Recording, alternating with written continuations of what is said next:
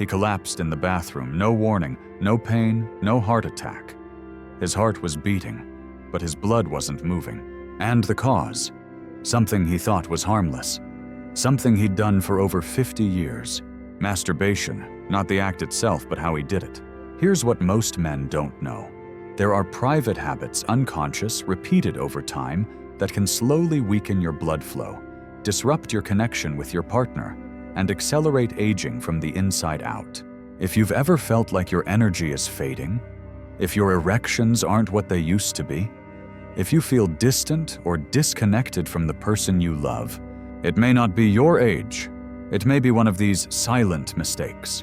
In this video, we're going to uncover 4 hidden habits that most men never question, but could be quietly affecting everything from your circulation to your confidence. So stay with me, because once you understand these mistakes, you'll finally know how to undo them and take your power back. But first, before we dive in, if you care about your health, hit the subscribe button and turn on the bell, because this channel is where we break the silence and take back control. And I want to know you're here with me. If this already speaks to you, type 1 in the comments. If not, type 0. Your voice matters more than you think. Let's start with the most common mistake, one that seems harmless, but quietly puts dangerous pressure on your blood vessels every single time. Mistake 1, rushing the act. You might think, I just want a quick release, something to take the edge off. And I get it. Life can feel stressful, lonely, overwhelming. But when a man over 60 rushes through masturbation, he's not just relieving stress. He's unknowingly triggering what I call vascular panic. Here's what happens inside your body. Your heart rate spikes. Blood vessels in your pelvic region begin to constrict and dilate rapidly. In your younger years, your circulatory system could handle this, but not now. With age, your arteries lose elasticity. Your nitric oxide levels, which are essential for blood flow, have declined. And those sudden surges of pressure, they overwhelm weakened veins. They damage fragile capillaries, especially in the penis. Now, this isn't about guilt or morality. It's about simple biological truth. Over time, that rushed habit slowly erodes blood vessel function. It causes tiny injuries you don't feel right away. It stiffens what should be flexible and weakens what once felt strong. And the damage isn't just physical. You begin to notice changes. Sensitivity fades. Erections become slower, weaker. There's less warmth, less response during intimacy, and deep down, a quiet fear sets in. What's happening to me? Most men blame age. Some blame stress. But the truth is, your body is reacting to chronic overexertion. And the area that needs care has been met with chaos. You see, when you rush, you send the wrong message to your nervous system. Instead of relaxation and connection, your body goes into sprint mode. That stress response tightens blood flow. It suppresses arousal hormones and chips away at your trust in your own body. Here's what I tell my patients. How you treat your body in private echoes into how you feel in public. It shapes how you sleep, how you think, and how you love. Because intimacy isn't just about climax. It's about circulation. It's about presence. It's about connection. And when you rob your body of a gentle, mindful process, you rob yourself of the vitality that makes you feel alive. Now here's where it gets even more surprising. Some men slow down. They try to be more intentional, but they still make the next mistake. One that affects blood flow even when everything else seems right. Mistake 2, masturbating with high pelvic tension and shallow breathing. This one is sneaky. You don't even realize you're doing it. But almost every man I've worked with over 60, whether he's a former athlete, a grandfather, or a quiet soul who keeps to himself, has this in common. During those private moments, they tense up. Their shoulders rise, their abs tighten, their breathing becomes shallow, or they stop breathing altogether. And worst of all, the entire pelvic floor locks up like a clenched fist. It feels normal. It feels like part of the routine. But it's not. That unconscious tension is quietly choking off your blood flow. Instead of sending a message of release, your body is bracing for impact. And here's what that does. It tells your nervous system to enter defense mode. It constricts your arteries. It lowers your nitric oxide levels even more. And it shuts down the very circulation you need to support healthy arousal. You see, the penis is one of the most blood-sensitive organs in your entire body. It thrives on oxygen-rich blood, on open vessels, on calm, rhythmic flow. But when your breath is shallow, when your core is tight, when your pelvic floor is clenched like you're holding back a punch, you're not enhancing intimacy. You're suffocating it at the source. And this isn't just a one-time issue. That tension becomes a habit. And over time, the habit becomes dysfunction.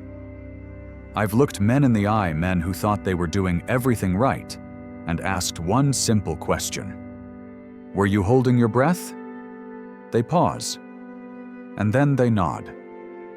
Because no one ever told them that breathing deeply, relaxing their body, and softening their core were just as essential to intimacy as testosterone itself. The older you get, the more your body needs cooperation, not control. Tension in the wrong places leads to weakness in the ones you care about most. And here's the deeper truth. When you clench, when you hold your breath, you're not just cutting off blood flow.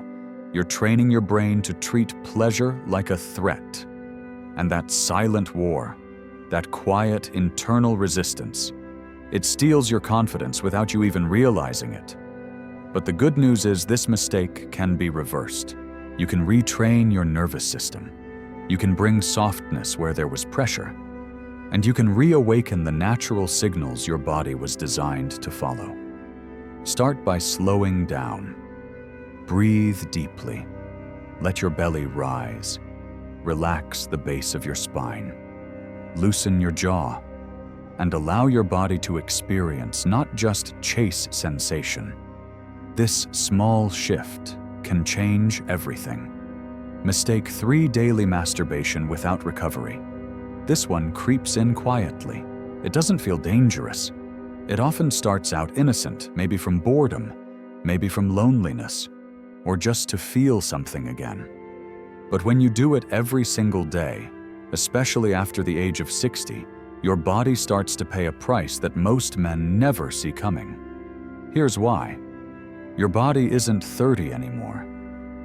The systems that once bounced back quickly, your hormones, your circulation, your emotional energy, they now need more time, more space, more support to recover. When you masturbate daily, or even multiple times a day, you're not giving your body a chance to rebuild. You're constantly drawing from a well that hasn't had time to refill. What does that mean for you? It means your nitric oxide levels, the very compound that allows blood vessels to open up, begin to drop. Your testosterone has less time to rebound. And your emotional reserves, your ability to feel desire and satisfaction, begin to dull. You may not notice it right away, but over time the signs show up. You feel numb afterward. There's a lingering heaviness in your pelvic region. Erections take longer, or don't happen at all. You feel tired, not refreshed, disconnected instead of fulfilled. And worst of all, you might start to resent your own body, as if it's betraying you. But it's not. It's asking for rest. I remember one man in his late 60s who came to me with tears in his eyes. He said, "Doc, I do it every day, but I don't feel anything anymore. Not with myself. Not with my wife. I feel empty."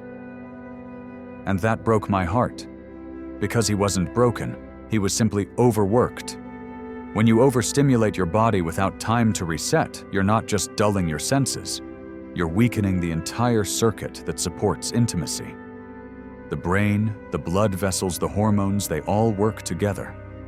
And when one is drained, the others follow. Masturbation should never leave you feeling more distant from yourself. It should be a moment of connection, not a way to pass the time. So what's the answer? Let your body rest. Give yourself days between sessions. Let your blood vessels repair. Let your mind rebuild its interest and desire. Let your hormones return to balance. You'll begin to notice something powerful. Your sensitivity returns. Your energy comes back. Your desire feels real again, not forced, not mechanical. Because when done right, when done mindfully, self-pleasure can restore you. But when it becomes routine, habitual, and driven by emotional exhaustion, it starts to rob you of everything it once gave.